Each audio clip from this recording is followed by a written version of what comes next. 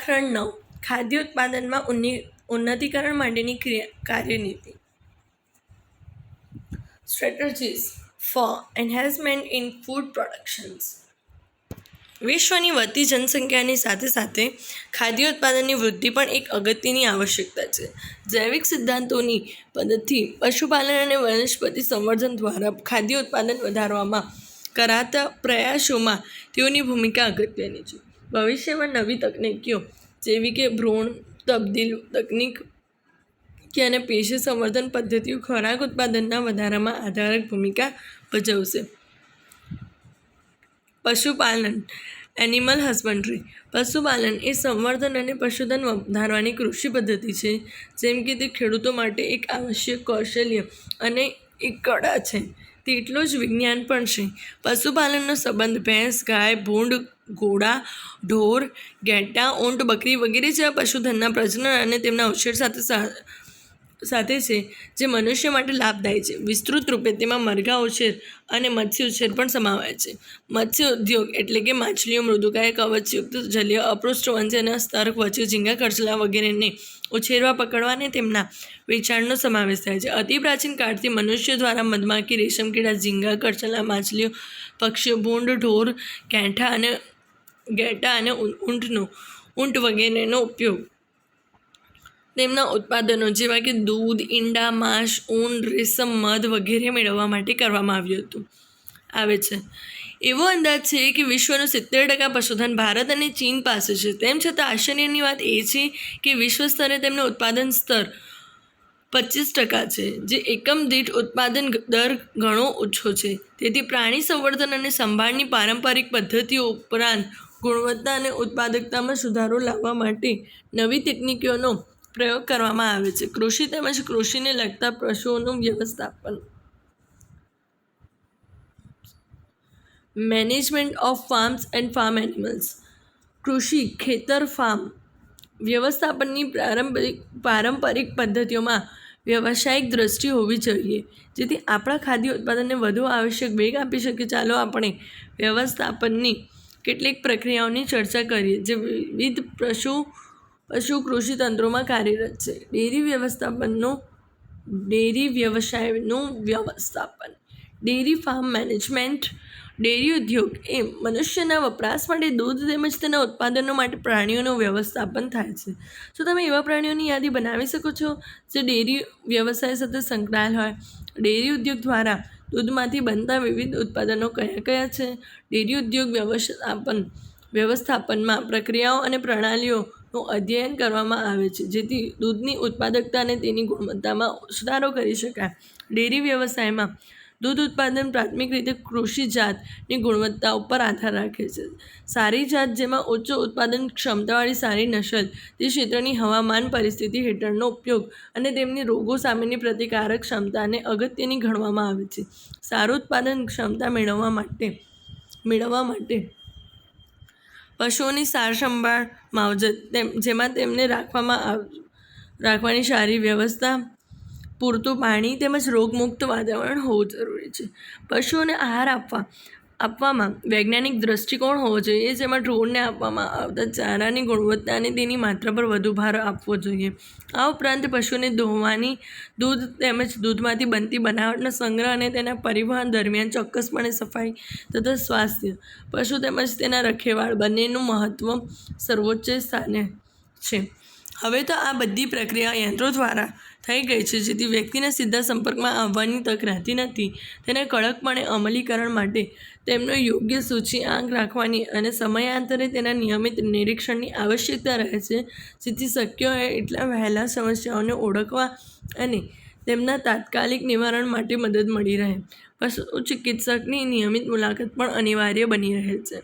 તમે ડેરી જાળવણીના વિવિધ પાસાઓ પર પ્રશ્નાવલી તૈયાર કરો અને પછી તમારા વિસ્તારમાં ડેરી ફાર્મની મુલાકાત લો અને પ્રશ્નોના જવાબ શોધી કાઢો તો તમને રસપ્રદ લાગશે. મરઘા ઉછેર વ્યવસ્થાપન. Poultry farm management. મરઘા ઉછેર એ ખોરાક કે તેમના ઈંડા માટે ઉપયોગમાં લેવાતા પાલતુ પક્ષીઓનો વર્ગ છે, જે લાક્ષણિક રીતે મરઘા, બતક અને ક્યારેક ટર્કી અને હંસનો પણ સમાવેશ કરે છે.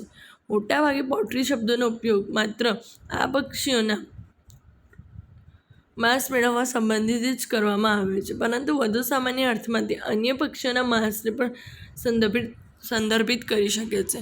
ડેરી ઉદ્યોગમાં રોગમુક્ત અને યોગ્ય નસલની પસંદગી, યોગ્ય અને સલામત ફાર્મની પરિસ્થિતિ, યોગ્ય ખોરાક અને પાણી તેમજ સ્વચ્છતા તથા સ્વાસ્થ્ય આ બધા મરઘા ઉછેર વ્યવસ્થાપનના અગત્યના પાસા છે. તમે ટીવી, ટેલિવિઝન, સમાચાર કે સમાચાર પત્રોમાં બર્ડ ફ્લૂ વાયરસ વિશે સાંભળ્યું હશે અથવા જોયું હશે અને વાંચ્યું પણ હશે, જેના કારણે દેશભરમાં ભય સર્જાયો અને ઈંડા તેમજ ચિકનના વપરાશ પર પ્રભાવી અસર પણ થઈ. તેના વિશે વધુ જાણી તેની ચર્ચા કરો અને તેના વિશે જે ડરનું વાતાવરણ ઊભું થયું હતું તે કેટલું યોગ્ય હતું. કેટલાક મરઘાઓને જો ચેપ જોવા મળે તો તમે આ ફ્લૂને કેવી રીતે અટકાવશો? પાણી સંવર્ધન, એનિમલ બ્રીડિંગ્સ.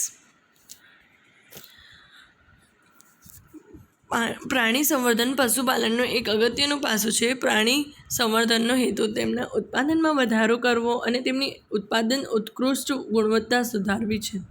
તો કયા લક્ષણો મેળવવા માટે આપણે પ્રાણી સંવર્ધન કરવું જોઈએ? શું લક્ષણોની પસંદગી પ્રાણીની પસંદગીથી અલગ છે? જાત શબ્દથી આપણે શું સમજીએ છીએ? પશુઓનો એવો સમૂહ કે જે પૂર્વજ અને વંશ પરંપરાગત રીતે સંકળાયેલ હોય અને તેમનું સામાન્ય દેખાવ, લક્ષણો, કદ, રૂપરેખાંકન વગેરે જેવા મોટાભાગના લક્ષણોમાં સમાનતા હોય. તેઓને એક જ જાત કે નસલના કહેવાય. તમે તમારા વિસ્તારના ફાર્મના પશુઓ અને મરઘા ઉછેર કેન્દ્રની આવી નસલોની યાદી બનાવો. જો એક જ જાતના પ્રાણીઓ વચ્ચે સંવર્ધન કરાવવામાં આવે તો તેને અંતર સંવર્ધન ઇનબ્રીડિંગ્સ કહે છે. જ્યારે બે ભિન્ન જાતો વચ્ચે કરવામાં આવતું સંકરણ બહિર સંવર્ધન આઉટબ્રીડિંગ્સ કહે છે. અંતર સંવર્ધન ઇનબ્રીડિંગ્સ. સંવર્ધન એટલે એક જ જાતના ગાઢ સંકલિત પ્રાણીઓ વચ્ચે 4 થી 6 પેઢીઓ સુધી કરવામાં આવતું પ્રજનન. પ્રજનન પ્રેરવા માટે સૌપ્રથમ એક જ જાતના શ્રેષ્ઠ નર અને શ્રેષ્ઠ માદાની શોધી કાઢવા અને તેઓનું આ જોડીનું સમાગમ કરાવવું. ફળ સ્વરૂપે પ્રાપ્ત સંતતિનું મૂલ્યાંકન કરવું અને તેમાંથી શ્રેષ્ઠ નર અને શ્રેષ્ઠ માદાને શોધી આગામી સમાગમ માટે પસંદ કરવું. શ્રેષ્ઠ માદા તરીકે ગાય કે ભેંસ હોઈ શકે છે, જે પ્રત્યેક દૂધ સ્રવણે વધુ દૂધ આપે છે. જ્યારે બીજી બાજુ શ્રેષ્ઠ નર એટલે કે આખલો, જે અન્ય નરની સાપેક્ષે શ્રેષ્ઠતમ સંતતિ ઉત્પન્ન કરી શકે છે. પ્રકરણ 5 મેન્ડલે ચર્ચેલ સમયુગ્મી શુદ્ધ વંશક્રમને યાદ કરો. વટાણાની શુદ્ધ જાતો મેળવવા માટે જે કાર્યપ્રણાલીનો ઉપયોગ કરવામાં આવ્યો હતો તેવી જ કાર્યપ્રણાલીનો ઉપયોગ પશુઓની શુદ્ધ જાતો મેળવવા માટે પણ થાય છે. અંતર સંવર્ધનથી સમયુગ્મતાનું પ્રમાણ વધે છે. આથી જો આપણે કોઈ પ્રાણીમાં તેની શુદ્ધ જાત મેળવવા માંગીએ છીએ તો અંતર સંવર્ધન જરૂરી છે. અંતર સંવર્ધન નુકસાનકારક પ્રચ્છન્ન જનીનોને બહાર લાવે છે, જેને પસંદગી દ્વારા દૂર કરી શકાય છે. તે શ્રેષ્ઠ જનીનોની જમાવટ કરવામાં અને અનિશ્ચિત ઓછા ઉત્કૃષ્ટ જનીનોને દૂર કરવામાં મદદ કરે છે. માટે આ અભિગમમાં જ્યાં દરેક સોપાને પસંદગીનો અવકાશ હોવાથી અંતર સંવર્ધિત વસ્તીની ઉત્પાદકતામાં વધારો કરે છે. તેમ છતાં સતત અંતર સંવર્ધન, ખાસ કરીને નિકટતમ અંતર સંવર્ધન, ફળદ્રુપતાની ઉત્પાદકતામાં ઘટાડો પ્રેરે છે, જેને અંતર સંવર્ધન દબાણ ઇનબ્રીડિંગ્સ ડિપ્રેશન કહે છે. આ સમસ્યા ઊભી થાય ત્યારે અંતર સંવર્ધિત વસ્તીના પ્રાણીઓનું તે જ જાતના અસંબંધિત શ્રેષ્ઠ પ્રાણીઓ સાથે સમાગમ કરાવવાથી ફળદ્રુપતા અને નીપજને પુનઃસ્થાપિત કરી શકાય છે. બહિર સંવર્ધન આઉટબ્રીડિંગ્સ. બહિર સંવર્ધન અસંબંધિત પ્રાણીઓનું સંકરણ છે જે 4 થી 6 પેઢીઓ સુધી સમાન પૂર્વજ ન ધરાવતા હોય તેવા પ્રાણીઓ વચ્ચે અથવા ભિન્ન જાત વચ્ચે અથવા ભિન્ન જાતિઓ વચ્ચે હોઈ શકે છે. બહિર સંકરણ તે એક જ જાતના એવા પ્રાણીઓ વચ્ચે કરાતું સમાગમ છે જેમાં વંશાવલી અનુસાર 4 થી 6 પેઢીઓ સુધી બંને પ્રાણીઓના કોઈ સામાન્ય પૂર્વજ હોવા ન જોઈએ. આ પ્રકારે ઉત્પન્ન થતી સંતતિ સીધી જ બહિર સંકરિત જાત તરીકે ઓળખાય છે. આ પદ્ધતિ એવા પશુઓ માટે ઉપયોગી છે જેઓની દૂધ ઉત્પાદન ક્ષમતા ઓછી હોય તેમજ માંસ માટે ઉપયોગી હોય તેવા પ્રાણીઓના માંસનો દર વધારે છે. માત્ર એકવારનું બાઈટ સંવર્ધન એ અંતર સંવર્ધન દબાણને દૂર કરવામાં ઉપયોગી છે. પર સંવર્ધન ક્રોસ બ્રીડિંગ્સ આ પદ્ધતિમાં એક જાતના શ્રેષ્ઠ નરને અન્ય જાતની શ્રેષ્ઠ માદા સાથે સમાગમ કરાવવામાં આવે છે. પર સંવર્ધન દ્વારા બે ભિન્ન જાતના ઇચ્છિત લક્ષણોનો સમન્વય સાધી શકાય છે. આ રીતે મળતી સંતતિ સીધી જ વ્યવસાયિક ઉત્પાદનમાં ઉપયોગી છે. નવી સ્થાયી જાતોના વિકાસ માટે તેઓ આંતરસંકરણ અને પસંદગીના સ્વરૂપે ઉપયોગી છે. જેથી આ નવી સ્થાયી જાતો એ વર્તમાન જાતોની શ્રેષ્ઠ હોઈ શકે છે. આ અભિગમ દ્વારા ઘણી નવી પ્રાણી જાતો સારી આ રીતે વિકસાવવામાં આવે છે. પંજાબમાં વિકસિત હિસારડેલ ઘેટાની નવી જાત છે, જે બિકાનેરી ઘેટી અને મરીનો ઘેટા વચ્ચેના સંકરણની નિપજ છે. હિસારડેલ આંતરજાતીય સંકરણ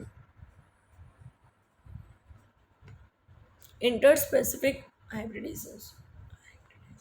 હાઇબ્રિડાઇઝેશન આ પદ્ધતિમાં બે ભિન્ન જુદી જુદી સંબંધિત જાતિઓના નર અને માદા વચ્ચે સમાગમ કરાવવામાં આવે છે. કેટલીક કિસ્સાઓમાં સંતતિમાં બંને પિતૃઓના ઇચ્છિત લક્ષણો જોવા મળે છે અને તેનું એક આગવું આર્થિક મહત્વ હોય છે. દાખલા તરીકે ખચ્ચર. શું તમે જાણો છો કે ખચ્ચરની ઉત્પત્તિ કયા સંકરણનું પરિણામ છે? નિયંત્રિત સંવર્ધન પ્રયોગો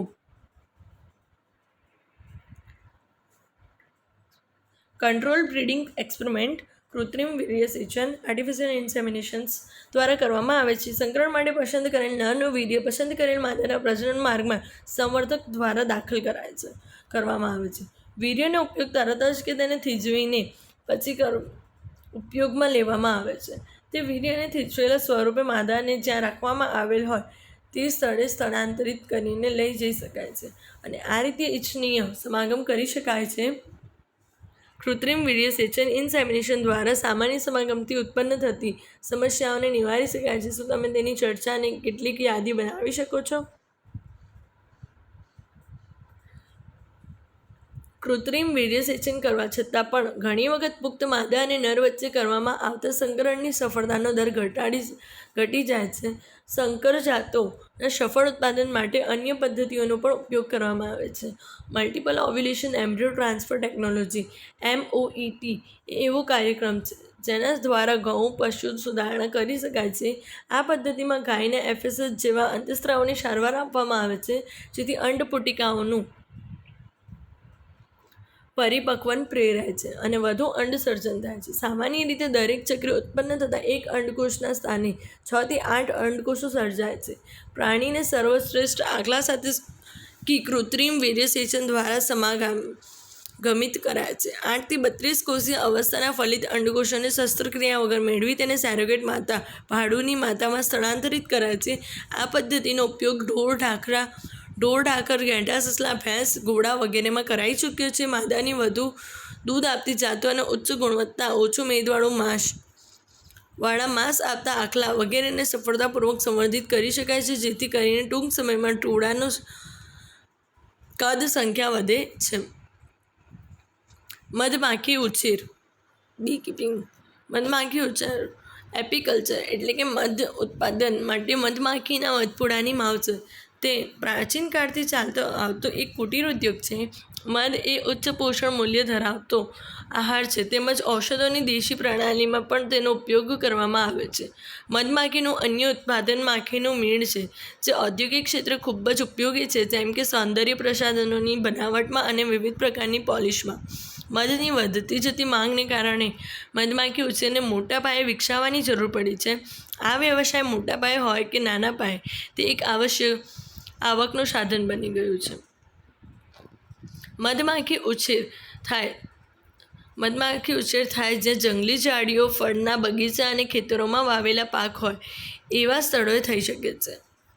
મધમાખીઓની કેટલીક જાતિઓને ઉછેરી શકાય છે, જેમાંની સૌથી સામાન્ય જાતિ એપિસ ઇન્ડિકા છે. મધપૂડાને ઘરના આંગણામાં, વરંડામાં કે છત ઉપર પણ ઉછેરી શકાય છે. મધમાખી ઉછેરમાં શ્રમિક કાર્ય હોતું નથી. મધમાખી ઉછેર એક સરળ વ્યવસ્થા છે, છતાં તેના માટે કેટલુંક વિશિષ્ટ જ્ઞાન જરૂરી છે, જે માટે કેટલીક સંસ્થાઓ આ ક્ષેત્રે શિક્ષણ પ્રદાન કરે છે. સફળ મધમાખી ઉછેર માટે નીચેના મુદ્દા અગત્યના છે. મધમાખીઓના સ્વભાવ અને આદતોનું જ્ઞાન, મધપૂડાને રાખવા માટે યોગ્ય સ્થળની પસંદગી, મધમાખીના જોડને પકડવું અને તેને મધપૂડામાં ઉછેરવું, ભિન્ન ઋતુઓમાં મધપૂડાનું વ્યવસ્થાપન, મધ અને માખીના મીણને જાળવવું અને એકત્રિત કરવું, મધમાખીઓ આપણા ઘણા પાક માટે પરાગવાહકો તરીકે વર્તે છે, જેવા કે સૂર્યમુખી, રાઈ, સફરજન અને નાશપતી. પાક પર પુષ્પોદ્ભવ સમય દરમિયાન જો મધપૂડાને ખેતરમાં રાખવામાં આવે તો પરાગનયનની ક્ષમતા વધી જાય છે. આમ પાક અને મધ બંનેના ઉત્પાદનમાં લાભ થાય છે. મત્સ્ય ઉદ્યોગ. મત્સ્ય ઉદ્યોગ મત્સ્યો, કવચયુક્ત જલીય અપૃષ્ઠવંશી સજીવો અને અન્ય જલીય પ્રાણીઓને પકડવા, પ્રક્રિયા કરવા કે વેચાણ કરવા સાથે સંકળાયેલ છે. આપણી વસ્તીનો મોટો ભાગ મત્સ્યજન્ય પેદાશો અને અન્ય જલીય પ્રાણીઓ જેવા કે ઝીંગા, કરચલા, લોબસ્ટર, ખાદ્ય છીપ વગેરે પર ખોરાક માટે આધારિત છે. મીઠા પાણીના ખાદ્ય મત્સ્યો જેમાં કટલા, રોહુ અને સામાન્ય તળાવની માછલીઓનો સમાવેશ થાય છે, જ્યારે કેટલીક દરિયાઈ ખાદ્ય મત્સ્યો જેવી કે હિલ્સા, સાર્ડિન, મેક્રેલ્સ અને પ્રોમ્ફેટનો સમાવેશ થાય છે. શોધી કાઢો કે તમારા વિસ્તારમાં સામાન્ય રીતે ખવાતી માછલી કઈ છે. ભારતીય અર્થવ્યવસ્થામાં મત્સ્ય ઉદ્યોગનું અગત્યનું સ્થાન છે. દરિયા કિનારાના રાજ્યોના લાખો માછીમારો અને ખેડૂતોને તે આવશ્યક અને રોજગાર પૂરો પાડે છે. ઘણા લોકો માટે તે એકમાત્ર તેમની આજીવિકા છે. વધતી જતી માંગને પહોંચી વળવા માટે તેનું ઉત્પાદન વધારવા માટે મત્સ્ય ઉદ્યોગમાં વિવિધ તકનીકોનો ઉપયોગ કરવામાં આવે છે. ઉદાહરણ તરીકે આપણે જળ સંવર્ધન, એક્વાકલ્ચર અને મત્સ્ય સંવર્ધન દ્વારા મીઠા જળ અને દરિયાઈ જળ બંનેમાં જલજ વનસ્પતિ અને પ્રાણીઓનું ઉત્પાદન વધારી શકે છે. મત્સ્ય સંવર્ધન અને જળ સંવર્ધન વચ્ચેનો ભેદ શોધી કાઢો. જેને કારણે મત્સ્ય ઉદ્યોગ વિકાસ પામ્યો છે તેમજ ફાલ્યો છે, જેનાથી સામાન્ય રીતે દેશને અને સવિશેષ ખેડૂતોને સારી એવી આવક થઈ છે. હવે આપણે નીલ ક્રાંતિ વિશેની વાતો કરવા લાગ્યા છીએ. હરિયાળી ક્રાંતિની જેમ તેને પણ એ જ બાબતો લાગુ પડે છે. વનસ્પતિ સંવર્ધન, પ્લાન્ટ બ્રીડિંગ્સ. પારંપરિક ખેતી દ્વારા મનુષ્ય અને પ્રાણીઓ માટે સીમિત માત્રામાં જૈવભાર ઉત્પાદન થાય છે. સારા વ્યવસ્થાપન દ્વારા અને ભૂમિનો ક્ષેત્ર વિસ્તાર વધારીને ઉત્પાદનમાં વધારો કરી શકાય છે, પરંતુ ફક્ત સીમિત માત્રામાં એક હદ સુધી જ. એક તકનીકીના રૂપમાં વનસ્પતિ સંવર્ધનને મોટી પાયે ઉત્પાદન વધારવામાં મદદ કરી છે. ભારતની કઈ એવી વ્યક્તિ છે જેને હરિયાળી ક્રાંતિ વિશે સાંભળ્યું નથી? જેના થકી આપણે પાક ઉત્પાદનની રાષ્ટ્રીય આવશ્યકતાઓને તો પ્રાપ્ત કરી શક્યા છીએ, તે ઉપરાંત આપણે નિકાસ કરવા માટે પણ સક્ષમ બન્યા છીએ. હરિયાળી ક્રાંતિ મોટા ભાગે વનસ્પતિ સંવર્ધનની તકનીકી પર આધારિત ઘઉં, ચોખા, મકાઈ વગેરેના વધુ ઉત્પાદન તથા રોગ પ્રતિકારક જાતોના વિકાસ પર આધારિત છે. વનસ્પતિ સંવર્ધન શું છે? What is plant breeding? વનસ્પતિ સંવર્ધન વનસ્પતિની જાતિઓનો ઇરાદાપૂર્વકનો કુશળ વ્યવહાર છે, જેથી યોગ્ય રીતે ઇચ્છિત વનસ્પતિઓ મેળવી શકાય છે. આ રીતે મળતી વનસ્પતિઓ વધુ ખેતી લાયક, સારું ઉત્પાદન અને રોગ પ્રતિરોધક હોય છે. માનવ સંસ્કૃતિના આરંભથી હજારો વર્ષ પૂર્વે પારંપરિક રૂપમાં વનસ્પતિક સંવર્ધન કરવામાં આવ્યું હતું. તેના 19,000 થી 11,000 વર્ષો પૂર્વેના લેખિત પુરાવો આજે પણ ઉપલબ્ધ છે. હાલના કેટલાક પાક પ્રાચીન કાળની વ્યવહારિક કેળવણી પ્રક્રિયાઓનું પરિણામ છે. આજના આપણા બધા મોટા ભાગના ખાદ્ય પાકો વ્યવહારો જાતિઓમાંથી ઉત્પન્ન થયેલા છે. ઉત્કૃષ્ટ વનસ્પતિ સંવર્ધનમાં શુદ્ધ વંશક્રમોનું સંકરણ સમાવેશિત છે. ત્યારબાદ તેને અનુસરીને વધુ ઉત્પાદન, પોષણ અને રોગ પ્રતિકારકતાને ઇચ્છનીય લક્ષણો ધરાવતી વનસ્પતિઓની કૃત્રિમ પસંદગી અને તેને અનુસરીને ઉત્પન્ન કરવાનો સમાવેશ છે. જનીનવિદ્યા, આણ્વિક જીવવિજ્ઞાન અને પેશી સંવર્ધન ક્ષેત્રે થયેલ પ્રગતિના ફળ સ્વરૂપે હવે વનસ્પતિ સંવર્ધન આણ્વીય જનીનિક સાધનોનો ઉપયોગ કરીને કરવામાં આવી રહ્યું છે. જો આપણે એવા સંવર્ધક લક્ષણોની યાદી બનાવવી હોય કે જેનો સંવર્ધકોએ પાક વિષયક વનસ્પતિઓમાં સમાવેશ કરવા પ્રયાસ કર્યો હોય, તો આપણે પ્રથમ વધુ પાક ઉત્પાદન અને સુધારેલી ગુણવત્તા ધરાવતા લક્ષણોની યાદી બનાવવી પડે. પર્યાવરણીય તણાવ, ક્ષારતા, ઉચ્ચ તાપમાન, શુષ્કતા સામે વધતી સહનશીલતા, રોગકારકો પ્રત્યે પ્રતિકારકતા તેમજ કીટકો પ્રત્યેની સહનક્ષમતામાં વધારો વગેરે પણ આપણી યાદીમાં સમાવવો પડશે. વનસ્પતિ સંવર્ધનના કાર્યક્રમો સુવ્યવસ્થિત રીતે સમગ્ર વિશ્વમાં સરકારી સંસ્થાઓ તેમજ વ્યાપારિક કંપનીઓ દ્વારા ચલાવવામાં આવે છે. જનીનિક રીતે ભિન્નતા ધરાવતી 5 સંવર્ધિત જાતિ માટે નીચેના તબક્કાઓ હોય છે. ભિન્નતાનું એકત્રીકરણ, કલેક્શન ઓફ વેરિએબિલિટી. જનીનિક ભિન્નતા સંવર્ધન કાર્યક્રમોનો આધાર છે. ઘણા પાકોને જનીનિક ભિન્નતા તેની જંગલી સંબંધિત પ્રજાતિમાંથી પ્રાપ્ત થઈ શકે છે. બધી જ વિભિન્ન જંગલી જાતો, પ્રજાતિઓ અને સંબંધિત સંવર્ધિત જાતિઓ તેમના લક્ષણો માટે મૂલ્યાંકન કરેલનો સંગ્રહ અને પરિરક્ષણ વસ્તીમાં પ્રાકૃતિક જનીનની પ્રાપ્યતાના અસરકારક વ્યાપ માટે પૂર્વ અપેક્ષિત છે. કોઈ પાકમાં જોવા મળતા બધા જનીનોના વિવિધ વૈકલ્પિક કારકોના સંગ્રહણને મળતા બધા જનીનોના વિવિધ વૈકલ્પિક કારકોના સંગ્રહણને જનન રસ સંગ્રહણ કહે છે. મૂલ્યાંકન અને પિતૃઓની પસંદગી.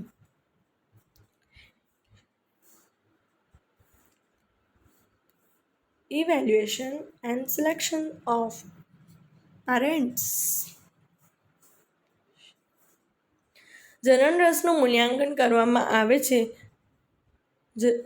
જેથી ઇચ્છિત લક્ષણોનો સમન્વય ધરાવતી વનસ્પતિઓને ઓળખી શકાય. આ રીતે પસંદગી કરેલ વનસ્પતિઓને બહુગુણન કરી તેમનો ઉપયોગ સંકરણ માટે કરવામાં આવે છે. આ પ્રકારે જ્યાં ઇચ્છનીય અને શક્ય હોય ત્યાં શુદ્ધ સંતતિ ઉત્પન્ન કરી શકાય છે. પસંદ કરેલ પિતૃઓ વચ્ચે પરસંકરણ. Cross hybridization among the selected parents. ઘણીવાર ઇચ્છિત લક્ષણોનો સમન્વય બે ભિન્ન પિતૃઓનો ઉપયોગ દ્વારા મેળવવામાં આવે છે. જેમ કે એક પિતૃ ઉચ્ચ પ્રોટીન ગુણવત્તા ધરાવે છે અને બીજો પિતૃ કે જે રોગ પ્રતિરોધકતા ધરાવે છે, તો તેઓના આવા ઇચ્છિત અને ઉચ્ચ લક્ષણોનો સમન્વય સાધી શકાય છે. બે પિતૃઓના પરસંકરણ દ્વારા આવું શક્ય છે કે જેમાંથી સંકર જાત પેદા થાય છે, જેમાં એક વનસ્પતિમાં ઇચ્છિત લક્ષણોનો જનીનિક રીતે સમન્વય થયેલો હોય. નર વનસ્પતિ તરીકે પસંદ કરેલ વનસ્પતિની પરાગરસને એકત્રિત કરી માદા છોડ તરીકે પસંદ કરેલ વનસ્પતિના પરાગાસન પર સ્થાપિત કરવામાં આવે છે, પરંતુ આ પ્રક્રિયા સમય માંગી લે તેવી કંટાળાજનક છે. પ્રકરણ 2માં સંકરણ કેવી રીતે કરાવાય છે તે દર્શાવે છે. એવું પણ જરૂરી નથી કે સંકરણમાં ઇચ્છિત લક્ષણોનું જ જોડાણ થાય છે. આવા હજારો સંકરણ પૈકી કોઈ એકમાં જ આવો ઇચ્છનીય સમન્વય જોવા મળે છે. ઉચ્ચ પુનઃસંયોજિત જાતોની પસંદગી અને પરીક્ષણ.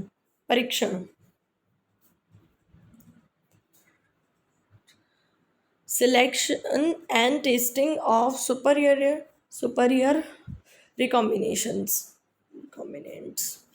આ તબક્કામાં સંકરણ દ્વારા સર્જાયેલ સંતતિઓમાંથી ઇચ્છિત લક્ષણોનો સમન્વય ધરાવતી વનસ્પતિઓની પસંદગી કરવામાં આવે છે. સંકરણના ઉદ્દેશની પ્રાપ્તિ માટે પસંદગીની પ્રક્રિયા ખૂબ જ મહત્વપૂર્ણ છે અને તેમાં સંતતિનું વૈજ્ઞાનિક ઢબે મૂલ્યાંકન થવું જોઈએ. આ તબક્કાના પરિણામરૂપે એવી વનસ્પતિઓ પ્રાપ્ત થાય છે જે બંને પિતૃઓ માટે શ્રેષ્ઠ હોય. મોટાભાગે એક કરતાં વધુ શ્રેષ્ઠ વનસ્પતિ સંતતિ પ્રાપ્ત થાય છે. કેટલીક પેઢીઓ સુધી તેઓમાં સ્વપરાગનયન કરાવવામાં આવે છે કે જ્યાં સુધી સમરૂપકતા પ્રાપ્ત ન થાય, જેથી સંતતિઓમાં તેઓને આ લક્ષણોનું વિયોજન વિશ્લેષણ ન થાય. નવી જાતિઓનું પરીક્ષણ, મુક્તિ અને વ્યાપારીકરણ. નવી પસંદ કરેલ જાતિઓના વંશક્રમોનું તેમના ઉત્પાદન અને અન્ય ગુણવત્તાસભર પાકની પેદાશો, રોગપ્રતિકારકતા વગેરે માટે મૂલ્યાંકન કરવામાં આવે છે. તેમના મૂલ્યાંકન માટે તેમને સંશોધન ક્ષેત્રોમાં ઉગાડવામાં આવે છે અને તે દરમિયાન આદર્શ ખાતર, સિંચાઈ અને અન્ય પાક જાળવણી હેઠળ તેમના વિકાસની નોંધણી કરવામાં આવે છે. સંશોધન ક્ષેત્રોમાં તેમના મૂલ્યાંકન બાદ વનસ્પતિઓનું પરીક્ષણ તેના દેશના વિવિધ સ્થાનોએ ખેડૂતના ખેતરોમાં ઓછામાં ઓછી 3 ઋતુઓ સુધી કરવામાં આવે છે. જ્યાં પાક ઉછેરી શકાય તેવા બધા જ કૃષિ આબોહવાકીય સ્થાનોએ તેમને હંમેશા ઉછેરવામાં આવે છે. આ રીતે મળતા પાકની તુલના ત્યાંની શ્રેષ્ઠ સ્થાનિક પાક સાથે કરવામાં આવે છે, જેના માટે ચકાસણી કે તેના સંવર્ધકનો સંદર્ભ લેવાય છે. ભારત એક કૃષિ પ્રધાન દેશ છે. ખેતી ભારતમાં કુલ ઘરેલું ઉત્પાદન GDP ગ્રોસ ડોમેસ્ટિક પ્રોડક્શનનો 33% હિસ્સો છે અને વસ્તીના 62% લોકોને તે રોજગાર પૂરો પાડે છે. ભારતની સ્વતંત્રતા પછી દેશ સામે મુખ્ય પડકાર વધતી જતી જનસંખ્યા માટે પૂરતું ખોરાક ઉત્પાદન કરવાનો હતું. આપણે જાણીએ છીએ કે ખેતી માટે મર્યાદિત જમીન ઉપલબ્ધ છે. તેવા સંજોગોમાં ઉપલબ્ધ જમીનમાં પ્રતિ એકમ પાક ઉત્પાદન વધે તેવા પ્રયાસો કરવા પડશે. 1960ના મધ્યમાં ઘઉં અને ચોખાની વધુ ઉચ્ચ ઉત્પાદન આપતી જાતોના વિકાસમાં વનસ્પતિ સંવર્ધનની તકનીકોનો ઉપયોગ કરવાના પરિણામ સ્વરૂપે ખાદ્ય ઉત્પાદનમાં આત્યંતિક વૃદ્ધિ થઈ. આ તબક્કાને હરિયાળી ક્રાંતિ ગ્રીન રિવોલ્યુશન્સ તરીકે ઓળખાય છે. આકૃતિ 9.3માં ઉચ્ચ ઉત્પાદનવાળી કેટલીક ભારતીય સંકર જાતોના પાકો પ્રસ્તુત કરે છે. ઘઉં અને ચોખા 1960થી 2000ના સમયગાળામાં ઘઉંનું ઉત્પાદન 11 મિલિયન ટનથી વધીને 75 મિલિયન ટન થયું, જ્યારે ચોખાનું ઉત્પાદન 35 મિલિયન ટનથી વધીને 89.5 મિલિયન ટન થયું છે.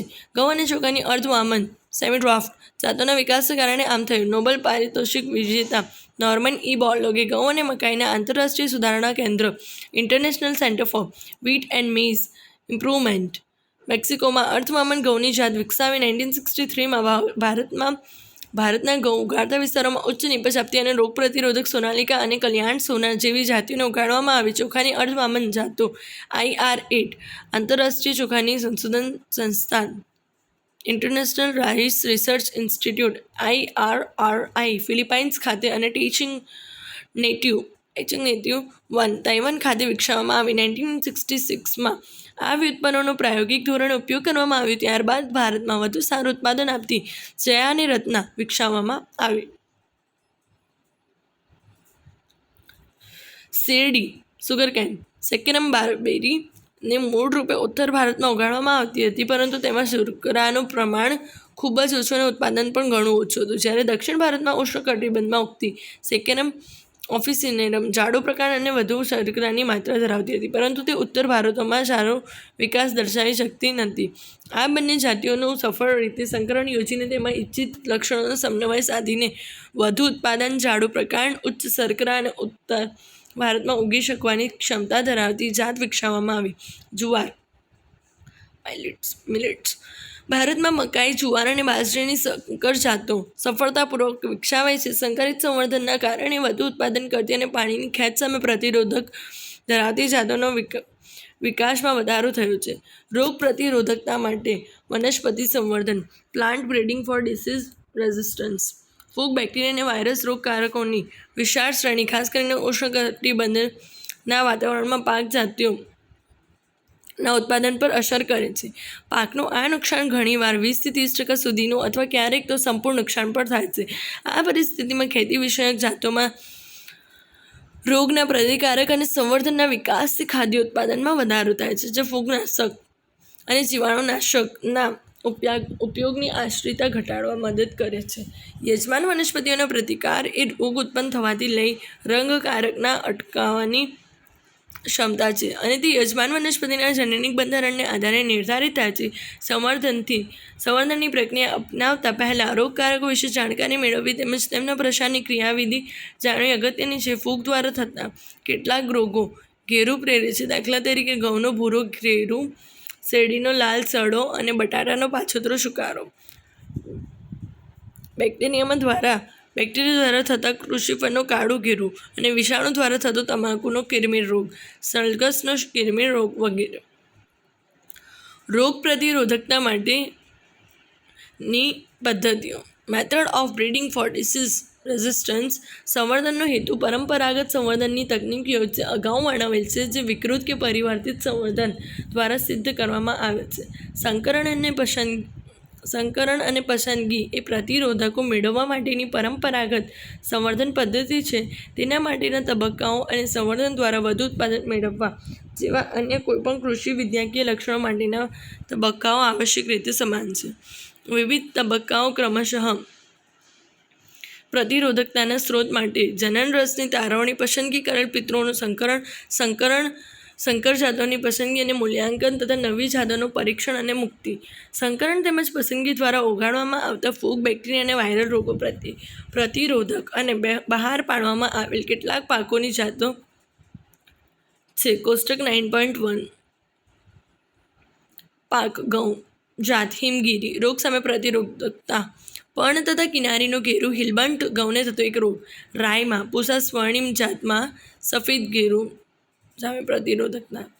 ફ્લાવરમાં પૂષા શુભ્રા જાત, પૂષા સ્નોબલ અને પૂષા સ્નોબલ K1. કાળો સડો અને ફૂગના કાળા સુકારાનો વલણ રોગ ઘેરો કાળો સડો સામે રોગ પ્રતિરોધકતા. ચોળા પૂષા કોમલ જાતમાં બેક્ટેરિયલ સુકારો સામે પ્રતિરોધકતા. મરચું પૂષા સદાબહાર જાતની સામે chilli mosaic virus, tobacco mosaic virus અને પર્ણવલણ રીફ કર્લ સામે પ્રતિરોધકતા.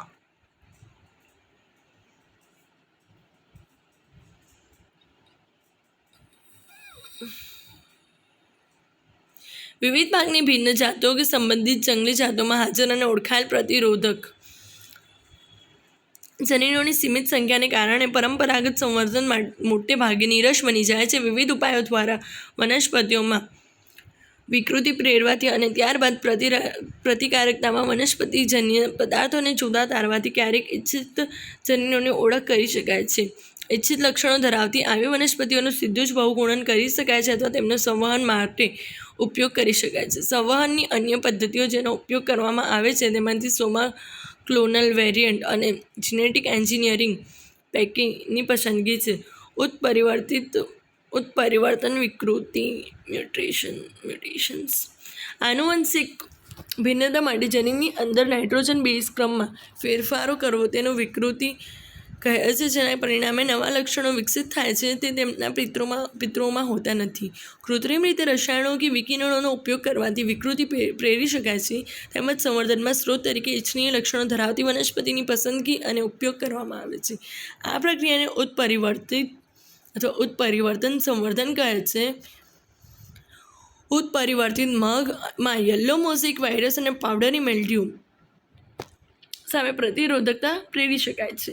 વનસ્પતિઓની કેટલીક કૃષિજન્ય જંગલી જાતો પ્રતિરોધક લક્ષણો ધરાવે છે પરંતુ તેઓની ઉત્પાદન ક્ષમતા બહુ ઓછી હોય છે. આથી ઊંચા ઉત્પાદન માટે આવી કૃષિજન્ય જંગલી જાતોમાંથી ઉચ્ચ ઉત્પાદકતાવાળી જાતોમાં પ્રતિરોધક જનીનોનો પ્રવેશ કરવામાં આવે છે. ભીંડામાં યલો મોઝેક વાયરસ સામે પ્રતિરોધકતા મેળવવા જંગલી જાતમાંથી તેને તબદીલ કરવામાં આવ્યા, જેના પરિણામે એસ્ક્યુલેન્ટ્સની નવી જાત પ્રાપ્ત થઈ જેને પરભાણી ક્રાંતિ કહે છે.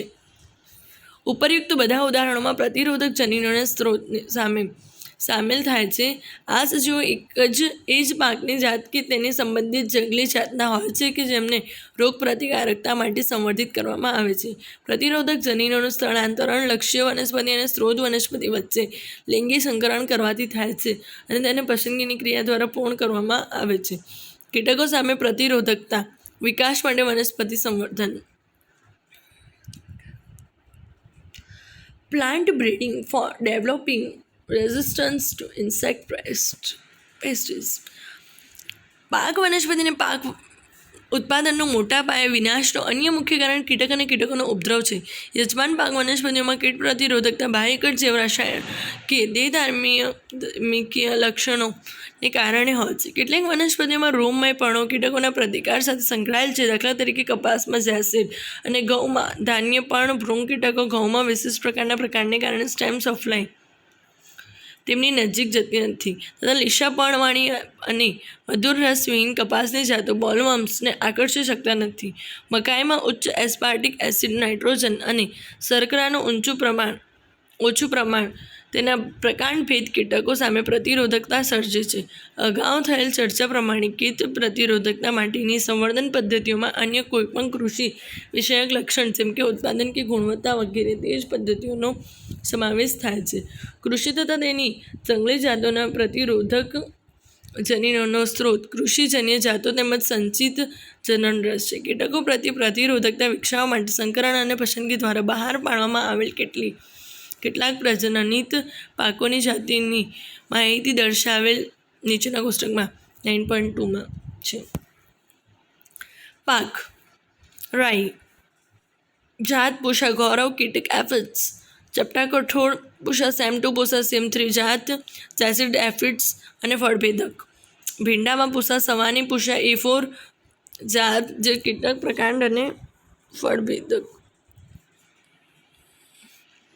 સુધારેલ ખાદ્ય ગુણવત્તા માટે વનસ્પતિ સંવર્ધન plant breeding for improved food quality.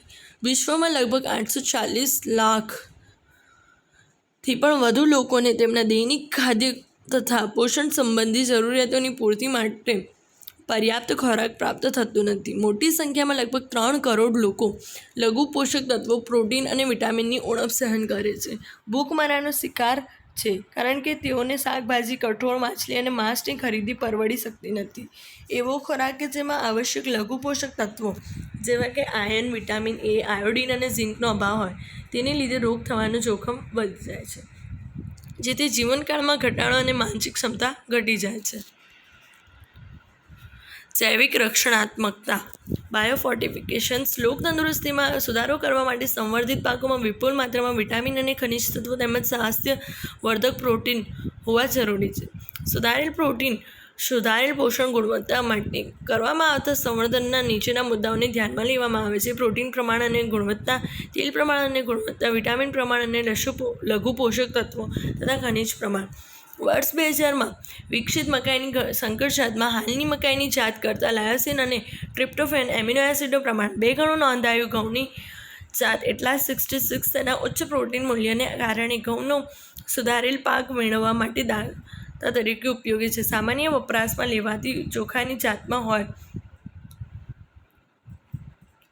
તેના કરતાં 5 ગણું આયર્ન મૂલ્ય ધરાવતી ચોખાની જાત વિકસાવવાનું શક્ય બન્યું છે.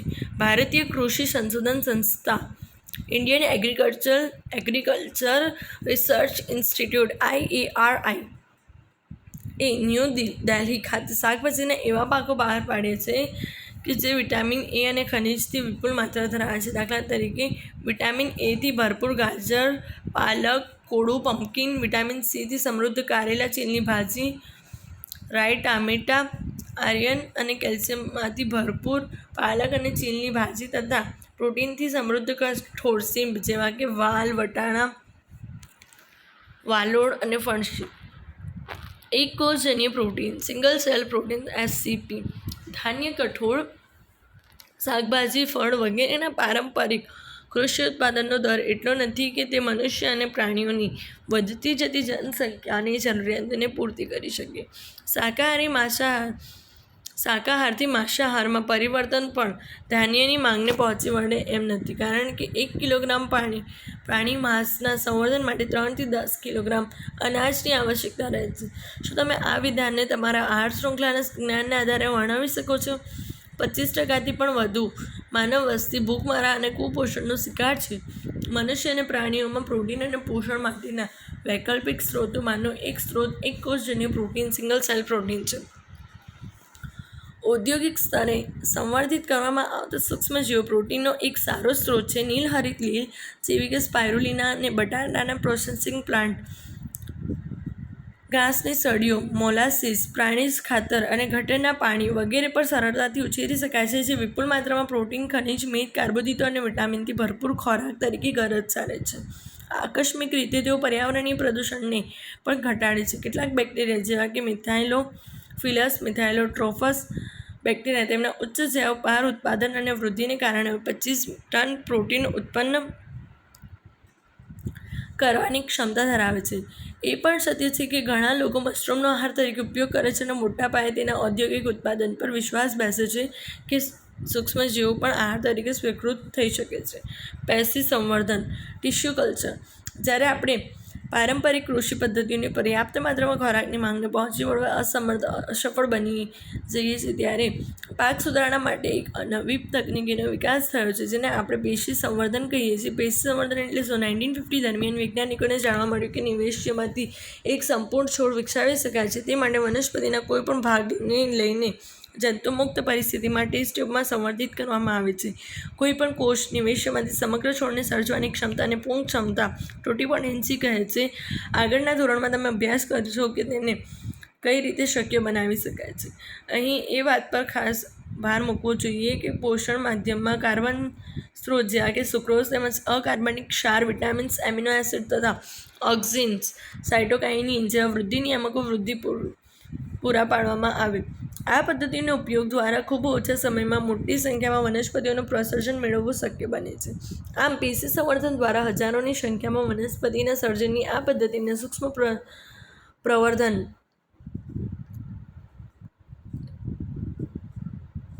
કહે છે. આ રીતે ઉત્પન્ન થતી વનસ્પતિઓ તેમની મૂળ વનસ્પતિઓને મળતી આવે છે કે જેમાંથી તેમને વિકસાવવી હોય, એટલે કે તેનું સોમાક્લોન્સ છે. મહત્વની ખાદ્ય પેદાશો જેવી કે ટામેટા, કેળા, સફરજન વગેરેનું મોટા પાયે ઉત્પાદન આ પદ્ધતિ દ્વારા કરવામાં આવે છે. તમે તમારા શિક્ષક સાથે આવી પેશી સંવર્ધન પ્રયોગશાળાની મુલાકાત લો, જેથી તેને વધુ સમજી શકાય અને તેને બિરદાવી શકાય. આ પદ્ધતિનો મહત્વનો અન્ય ઉપયોગ એ છે કે રોગિષ્ટ વનસ્પતિઓમાંથી તંદુરસ્ત વનસ્પતિઓની પુનઃપ્રાપ્તિ થઈ શકે છે. વનસ્પતિ વાયરસથી ગ્રસ્ત હોવા છતાં તેને વર્ધનશીલ પ્રદેશ મેરિસ્ટમ, અગ્રીય એપિકલ અને કક્ષીય એક્ઝિલરી વાયરસથી અપ્રભાવિત હોય છે. આ માટે વર્ધનશીલ પ્રદેશને દૂર કરીને તેની પ્રયોગશાળામાં ઉછેરી વાયરસ મુક્ત વનસ્પતિ મેળવી શકાય છે. વૈજ્ઞાનિકોને કેળા, શેરડી અને બટાટાના વર્ધનશીલ પ્રદેશની સંવર્ધિત કરવામાં સફળતા મળી છે. વૈજ્ઞાનિકોએ વનસ્પતિઓમાંથી એકાંકી કોષોને અલગ તારવ્યા છે તથા તેમની કોષ દિવાલનું પાચન કરાવીને ખુલ્લું નગ્ન પ્રોટોપ્લાઝ્મા મેળવાયું છે, જે કોષ રસ પટલથી આવૃત હોય છે. આ રીતે બે ભિન્ન જાતોના જીવરસ પ્રોટોપ્લાઝમ જે ઇચ્છિત લક્ષણો ધરાવે છે તેમને સંયોજિત કરીને સંકરણ જીવરસ મેળવી શકાય છે, જેના આગળ નવી વનસ્પતિઓના સર્જન માટે ઉપયોગ કરી શકાય છે. આવી જાતોને દૈહિક સંકર, જ્યારે તેની પદ્ધતિને દૈહિક સંકરણ કહેવામાં આવે છે. એવી કલ્પના કરી શકો છો કે ટામેટાના જીવરસનું જોડાણ બટાટાના જીવરસ સાથે કરાવવામાં આવે અને તેમાંથી ઉત્પન્ન થતી સંકર વનસ્પતિ ટામેટા અને બટાટામાં બંનેના લક્ષણો ધરાવે છે, જેને પરિણામે ટોમેટોનું નિર્માણ કરી શકાય છે. પરંતુ દુર્ભાગ્યવશ આ વનસ્પતિમાં વ્યવસાયિક ઉત્પાદન માટે ઇચ્છિત લક્ષણોનો સમન્વય સાધી શકાયો નથી. Understand two gating